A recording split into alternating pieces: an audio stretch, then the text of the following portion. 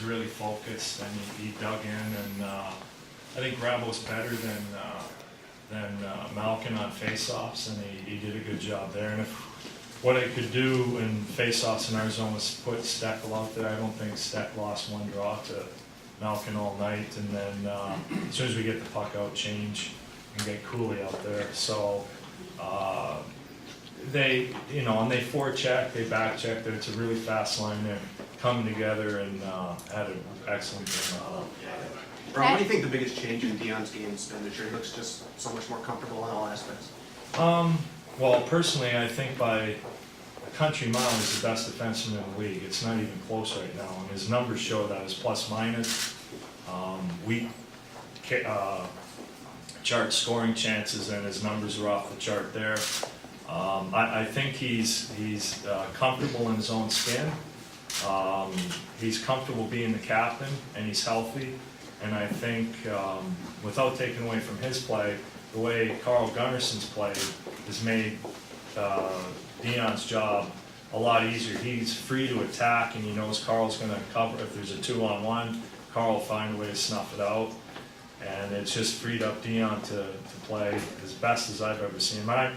I was in San Jose when he was, you know, up for Rookie of the Year. And I never thought he played very well defensively, and he's kind of figured that part out, using the stick really well. Can I ask you what you thought about the power play? Your 5 guys on the ice seemed to not waste any time. The formation was down. You had Phaneuf and Lyles on the point, and then Connolly there for the rebound. Everyone just seemed to know where they were supposed to be, and obviously quick results into the power play. Well, I mean, the most important thing is we won the face-offs. Yeah. And we're able to get going really quick on get it down to the front of the net, and good things happen. And the other one, Clark MacArthur made 2 good plays that resulted in the Grabowski tip. So, you know, tonight it looked really good. Tomorrow night, for all you know, it could be really bad. And that's it's called hockey. These things happen. So tonight it was really good. Talk about the impact of Gustafsson, putting 2 good games together like that. Yeah. So, and I'm surprised. We had a bet that 3 questions in is Reimer playing tomorrow.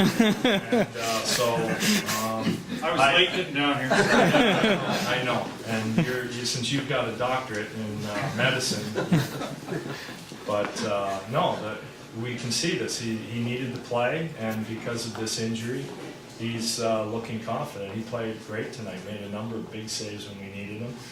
And he's a lot more calm handling pucks behind the net, and so it's good for him. He gets another crack at it tomorrow night.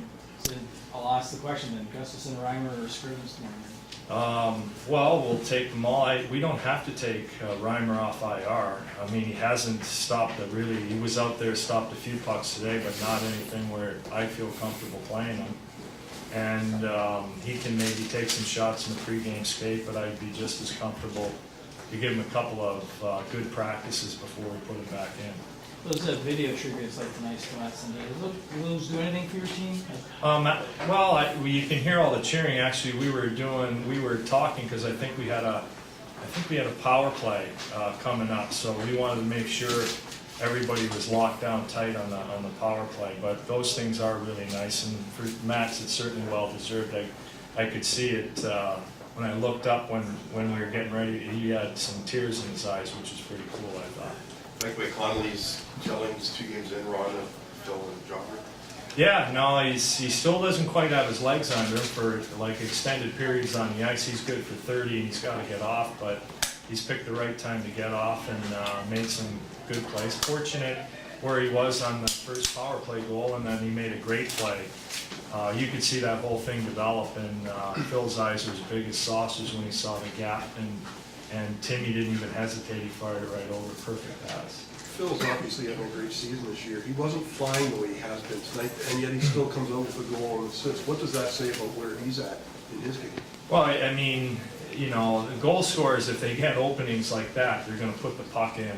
He had to find a different way to do it tonight, because they'd always have a guy like Paul Martin on the ice, and Phil's not going to beat Paul Martin. Nobody does. So you've got to wait for situations like it popped up for us. It's either going to be on the power play or on a little breakdown in their coverage, and Phil was wide open.